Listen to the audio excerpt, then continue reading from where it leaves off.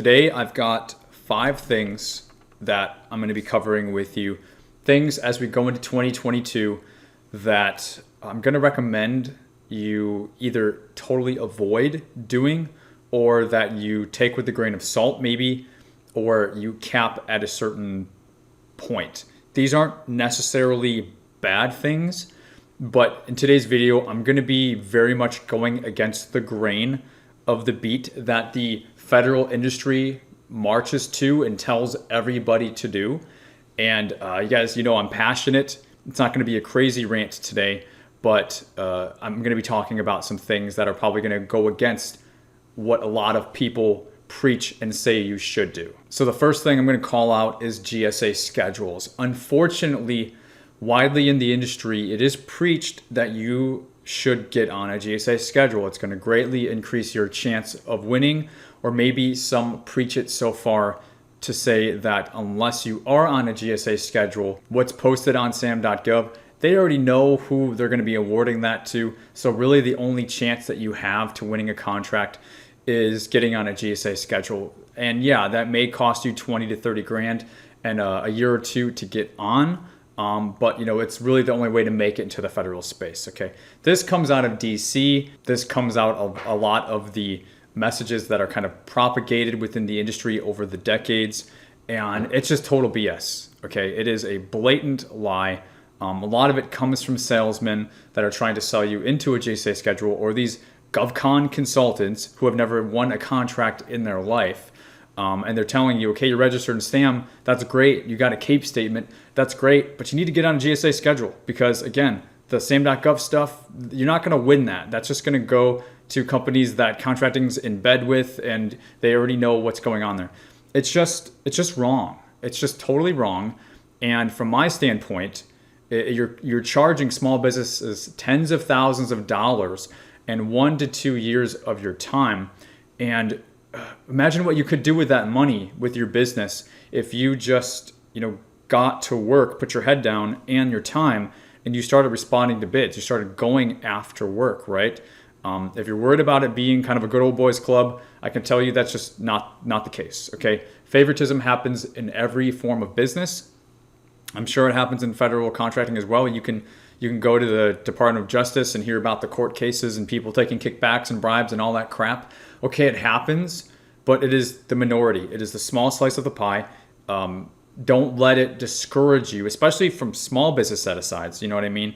A lot of these contracts, they're big, full and open, big boy contracts for, $50 million plus. You guys don't even need to worry about that stuff right now because you're small businesses. You would just be happy to get a $500,000 contract or maybe even a $100,000 contract to get started. So my message to you for 2022, GSA schedules aren't all bad. They should be a strategic decision, and they should come for your business in 90% of cases after you've already won contracts off of sam.gov and you're wanting to get into a more limited pool. You wanted to, reduce your competition. But if you just start out of the gate, you're going to be learning all the same things or trying to learn that you have to do to play the sam.gov game anyways. You still have to bid, you still have to write proposals. Just because you get your pricing locked in and your pricing catalog for GSA does not mean you have to bid. You have to do exactly the same thing. You have to log into GSA eBuy, scroll through the solicitations, learn to read. It's the same exact crap. I don't know if they're telling you differently, but I know some people I've spoken with, they have.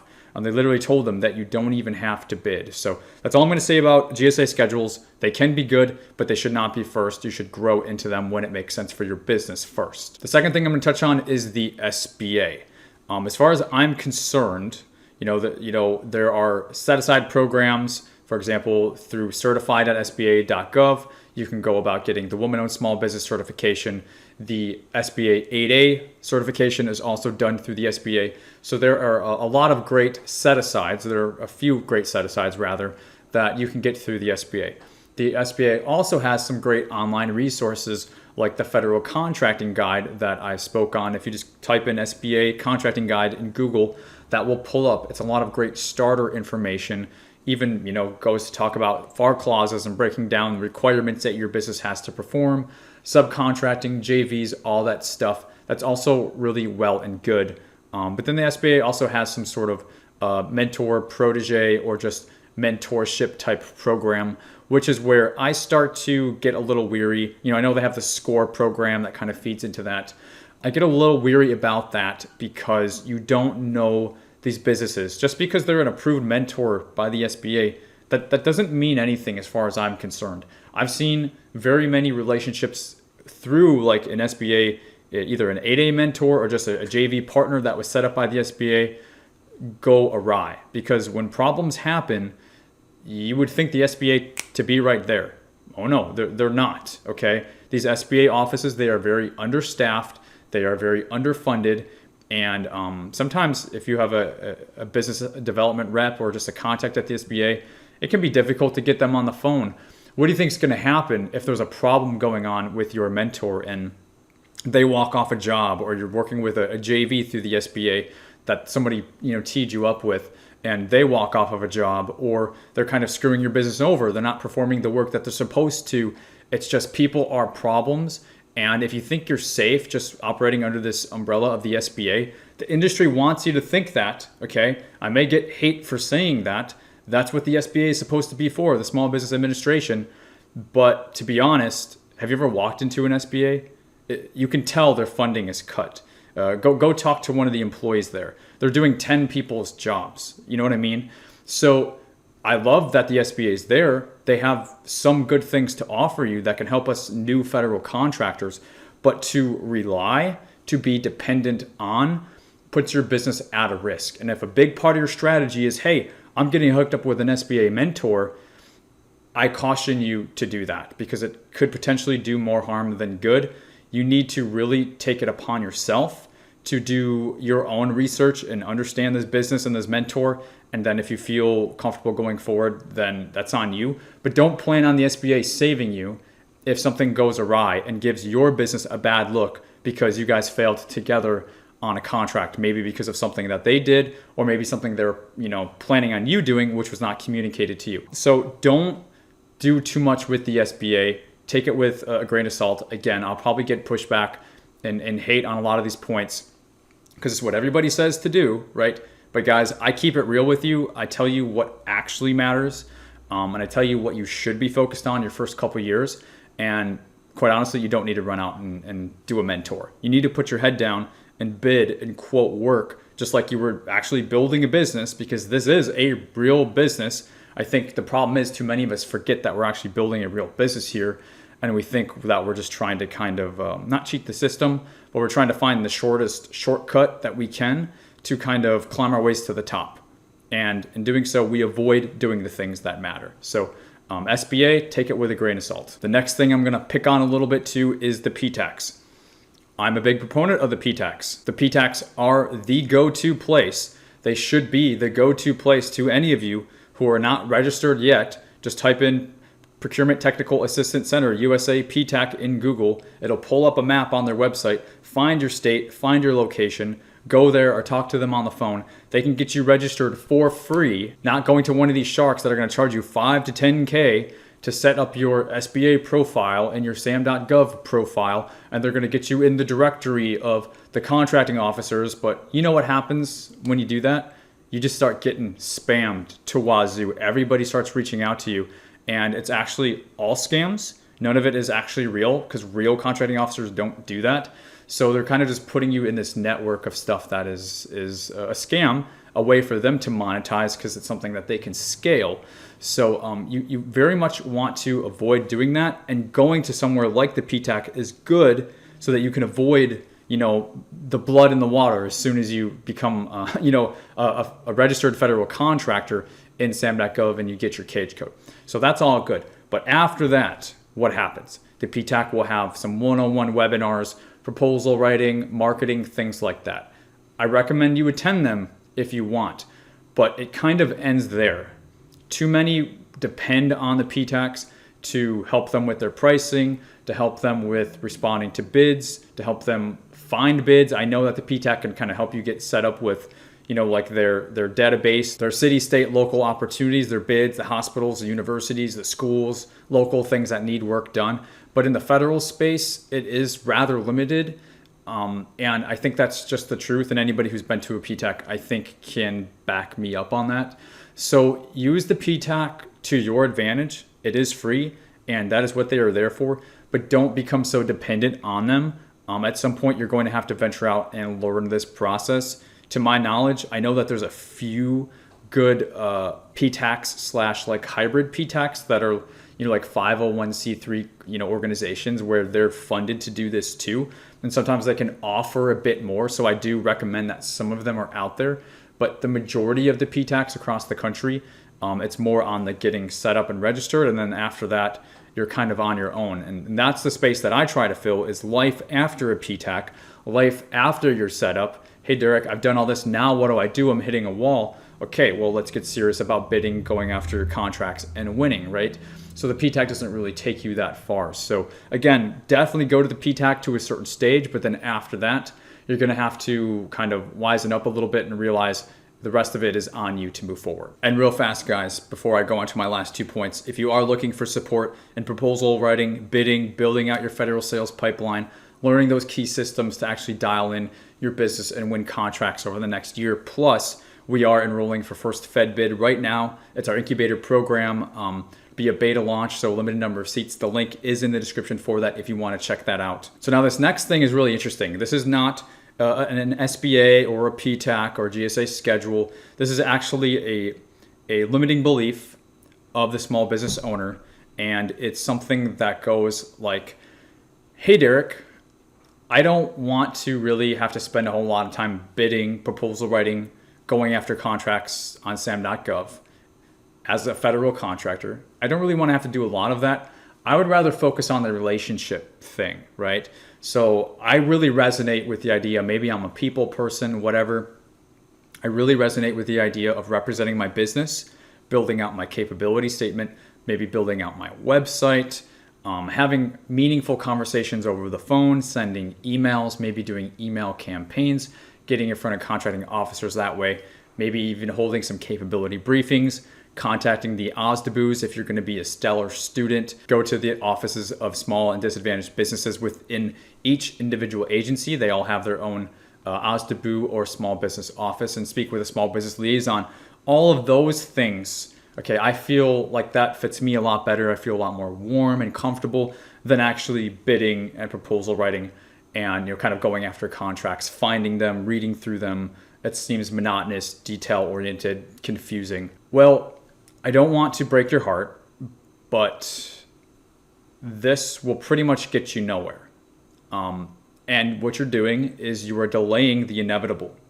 Because here's what happens, okay? I always say bidding and relationships, 2 most important things in business. Pick a business where both of those are not in effect, okay? You won't find one. Bidding and relationships. But you have to do bidding first and then relationships. Too many want to do the relationship part first and say, hey, I've got a network of, 500 or 5,000 connections or whatever in contracting, and I'm, getting registered and let's go, It just doesn't work like that. You have a relationship, say you have a good one. They're going to tell you, guess what they're going to tell you? Go to sam.gov. We have a posting. Respond to it. We look forward to your response. That's what your connection is going to do for you. Do you need a connection for that? Do you need to spend a year marketing and being distracted doing that for like 50 other contacts within agencies and OSDBUs for them to tell you, awesome, love it. Yeah, we know we've been speaking with your business for the last year. We definitely look forward to doing business with you. Go to sam.gov. Respond to the source of sought, or respond to the solicitation, or the award was just posted. Better luck next time. Do you really need to invest that much up front just to get that type of freaking feedback? Who needs friends like that? You know what I mean? Instead, it's better to build relationships from bidding maybe at the same places, getting in front of them again and again and again, showing up, because guess what's going to happen? Eventually, through bidding, which actually is marketing in kind of secret, because you're getting in front of them again and again, you're doing your proposal debriefs, getting feedback on your responses, getting better and better and better, and getting in front of them again and again and again. You're marketing by way of bidding. But this whole thing, this whole story I painted of hey, I want to do my CAPE statement on my website and OSTABOOs and phone calls and emails. It's absolute busy work. Okay, if you're playing the game, you're on the sidelines when you're doing that. You are absolutely on the sidelines. The only caveat to this is if you're trying to go out and get 8A sole source work, in which case take everything back that I just said. You can do all those things and you can get direct awarded contracts, but I'm not speaking to most of you if that's the case. So we're assuming you're not 8A, and we're assuming you're a small business, maybe woman-owned small business, veteran-owned hub zone, or just total small business, going after a total small business set-aside. If that's the case, if you're saying this whole kind of marketing thing is what your focus is, you're not going to be successful, you're not going to win, and eventually you're going to burn out, and you're going to come up with a reason as to why federal contracting is not a fit for you. And it'll probably sound something like, all the contracts go to the same companies, or, sam.gov is a waste, then we need to be on a GSA schedule. And then you can go pay 30 grand to waste your time there too, right? So I'm very passionate about this. I'm not BSing you, okay? I'm speaking very truthfully, and I used to do videos like this 3 years ago. But guess what? I've been consulting and coaching with hundreds of small business owners over the last 3 years. Guess what I found out? It's worse than I thought. So many of you are going down this path way more than I thought were. And it's just, I'm in between calls right now for our first Fed bid enrollment. And I'm talking to people and I'm kind of losing my mind a little bit because unfortunately, the past 2 years for some has been a complete waste of time. So if you don't want that to be you, if you want to be successful, instead, don't avoid learning the hard stuff. Learn how to read those solicitations. Learn how to build outlines. Learn how to respond to RFPs, RFQs on sam.gov or GSA schedule. If you're on it, fine, cool. You're going to have to use it or you're going to get kicked off anyways. That's the other thing, guys. Spend your 20 to 30K, and then if you're not winning something, you get kicked off in a year or two. So how's that sit for you? You're not going to get kicked off at sam.gov. And half of the time, or maybe a little bit less, they are taking that posting that they put on a GSA schedule. Guess what? They're putting it on sam.gov anyways. So many times I've seen it. We used to have 4. We used to have 4 GSA schedules all the time. I'd be like, well, it's posted on GSA, but it's posted on sam.gov also. So why are we on a GSA schedule? You know what I mean? So we're not going down that path again with the GSA schedules, but I'm just telling you very truthfully that you need to avoid this stuff. And it's kind of like when you put all this stuff here, it kind of paints a very clear picture of what you do need to do. And at the end of the day, you need to frickin' start bidding and going after work. How many bids did you do this year? 20, 30, 40, 50? Sweet. You probably won 1 or 2. What about you? You did 3 and you won nothing? I wonder why. And now the last thing, and I do have firsthand experience, unfortunately, again, I know it's been messed up, but this whole CMMC, Cybersecurity Maturity Model, NIST 800-171, I believe, it's been freaking a lot of people out. So I understand, I empathize with you. Hopefully you saw what happened.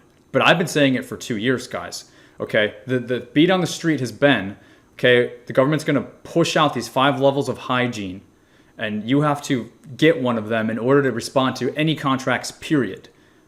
But even from day one, it's been like, okay, it's not going to be fully pushed out until 2026. But all these companies, and I have consulted and spoken with several of them, and they're like, Derek, we can't even bid. Like, we can't even go after anything until we get this NIST, the CMMC compliance first. We need to do this first. And unfortunately, that's what especially DC and all kind of works its way out of DC, pounding their fists on the table, CMMC, CMMC. Meanwhile, little old Derek is over here working with all these companies that are winning all of these contracts, and none of them have CMMC. So I'm not a super highly technical person, okay?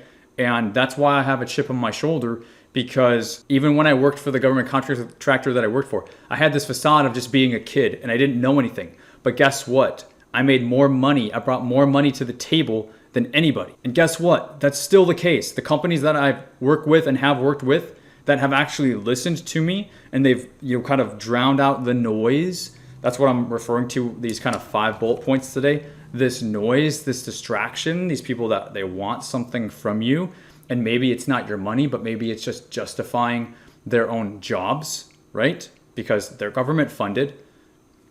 What do they have to gain by you spending the next year doing something that may not be the best interest to you? Well, they get to say you're a business on their list, so they're going to get that government funding, right? Read between the lines here, guys. So many companies have used the CMMC requirement. Hey, we're not going to be able to bid, so we need to focus on this. And you have to work with a third party, right? A qualified third party. And there was like less than 100 qualified in the whole country where you could get the certification through. And guess what? Just a couple months ago, November, the whole thing freaking fell apart. Okay? The whole CMMC pilot, it's done. And those 5 levels of hygiene, they took down to 3. And they're saying the first level, you can just do as an easy self-assessment. So you don't even have to go through the company. So I'm not going to get into the details of that. But a lot of you in the comments have asked me questions about CMMC. And there's a reason why I haven't done a lot of videos about it. It's because it's kind of like, how are they going to put that huge requirement on small government contractors? And how's that going to actually make sense into the world? That's what happened in November. It didn't make sense. It wasn't going to work. Basically, what's going to happen is they would put that requirement down, and then no one's going to be able to bid because it's too hard to get the freaking certification, right? So I've just been saying, keep bidding, guys. Keep building your businesses. And guess what happened to those businesses that listened to me? They kept winning their contracts, right? Because it's not in there. Okay, there's a few that had started to be pushed through, particularly on these GWACs, these government-wide acquisition contracts and some other large contracts. What they're doing is they're starting where the most money is and then dwindling it down, okay? So they're not implementing it to the very, very small contracts that very small businesses are even going after. It's not even in this damn solicitation, okay? And now the whole thing freaking fell apart as it is. And now we're down to 3 levels. And then the first level is self-assessment. And I'm not an expert in it, but I know enough. And I have colleagues who are experts that are feeding me this information as well. My job is to be your coach. My job is to be your North Star to kind of keep you headed in the right direction. Don't you think contracting wants you responding to these bids? They need your help, okay? And it's not helpful if you're just being, unfortunately, sitting on the sidelines or paralysis by analysis, or you're just paralyzed by fear because all this stuff is overwhelming. I'm telling you, you just got to listen to me. You need to start bidding. You need to build a pipeline. You need to dial in your system so that you can do this as a team of 1, 2, or 3. And unfortunately, all this noise and distraction, it makes it very easy to say, I'm not going to bid. I'm going to go do a GSA schedule. Then I'm going to bid. Or I'm not going to bid. I'm going to get my 8A or my veteran-owned cert first. Or I'm not going to bid because I want to build relationships. Or I'm not going to bid because I need a mentor. Or I'm not going to bid because I need CMMC first. Do you see what the common denominator is? Bidding, bidding, bidding. What do construction businesses do? What do staffing businesses do? What does any business do in the commercial space when they are providing something to like a B2B customer or as like a subcontractor? What do? They quote work. What does quoting work means? It means they're bidding. Why do they quote work? Because they know if they do 10 quotes, they're going to win 2, 3, 4, maybe 1, maybe 0, and then they got to quote even more work, okay? So if they're not quoting, they're not winning. Why is this any different? Okay, so how many bids are you doing in 2022? Okay, you're not going to be doing any if you've got all these people pounding on the fist or telling you or taking your money, telling you to do one of these 5 things. And they don't all cost money, but they do cost your time and they do cost your attention, which in turn will cost you so much money, so much attention. You know, I just spoke with a client that's been trying to get on a GSA schedule for the last 2 years. My God, what would have happened if you were bidding for the last 2 years? You get it? You get the point? So I'm going to end it here. If you do need support on the things that matter, proposal writing, bidding, dialing in your key systems, building out your federal sales pipeline, join First Fed Bid. The beta launch is next month. We're enrolling people all month. The cost to get in is actually stupid, especially compared to people charging $5 to $10K just to get registered, okay?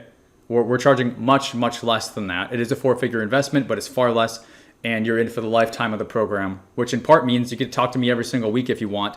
Literally on Zoom, we're doing coaching calls weekly. So if you need me to support you, if you have questions, something doesn't make sense, you're looking at a bid, or you just need me to kick you in the butt for accountability, like I'm putting it all out there for you guys. If you want to take this serious and you want to do what matters, I'd be happy to work with you. So feel free to hate on this video. If you disagree with me, it's fine. I know I'm right, but go for it. And, if you like it though, let me know. If you feel what I'm saying, let me know that in the comments. Hopefully this will open some of your eyes if you were considering doing one of these things, but you realize it's going to be too much of a distraction or take you away from what matters. If you're a new subscriber here, I don't do these videos like this all the time. I do 1 or 2 rants a year. This was a softer rant of mine, but I do it because I really care and because I'm not a government employee.